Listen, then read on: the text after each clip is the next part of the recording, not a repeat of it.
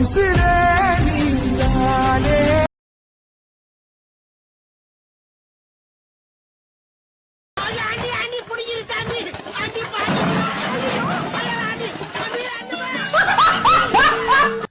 Reels வந்துட்டு எடுத்து நிறையா வைரல் ஆகணும், நிறையா லைக் வாங்கணும், அந்த மாதிரி பண்ணுறதுக்காக இந்த மாதிரி ஆபத்தான இடங்களில் அந்த இடத்துல இருக்கக்கூடிய சூழ்நிலைகளை பொறுத்து அந்த இடத்துல போய் வீடியோ எடுக்கிறதுல அவங்களுக்கே அந்த இடத்துல என்ன நடக்க போகுதுன்னு தெரியாமல் போயிட்டு எடுத்து இந்த மாதிரி நிகழ்வு நிறையா நடக்குது. நடந்தாலும் அதை வந்து நிறையா கட்டுப்படுத்த முடியாது. ஏன்னா அவங்க வந்துட்டு அதுக்குள்ளே அடிக்ட் ஆகிட்டு போயிட்டாங்க. ஏன்னா டிக்டாக்ல இந்த மாதிரி நிறைய பேர் பண்ணுறதுனால தான் அதை பேன் பண்ணி கொண்டு போனாங்க. ஆனால் இன்றைக்கி இன்ஸ்டாகிராம் அதை விட மோசமாக போய்கிட்டு இருக்கு. ஆனால் இதை யாரும் ஒன்றும் பண்ண முடியலை. ஏன்னா நல்ல விதமான வீடியோக்களை போட்டு நம்ம லைக் வாங்கினா அது ஒரு நம்மளுக்கு நிறையா நன்மைகளை பயக்கும். ஆனால் இன்றைக்கி லைக் வாங்கினா எப்படி வீடியோ போட்டால் எப்படி ஆடியன்ஸுக்கு ரீச் ஆகும், எது பிடிக்கும், எந்த மாதிரி வீடியோவில் பார்ப்பாங்க அப்படின்னு தெரிஞ்சுக்கிட்டு அந்த மாதிரி கண்டென்ட்டை மேக் பண்ணி இவங்க லைக் வாங்க பார்க்குறாங்க.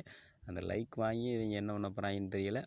ஆனால் உயிர்களையும் இழந்துடுறாங்க. ஆனால்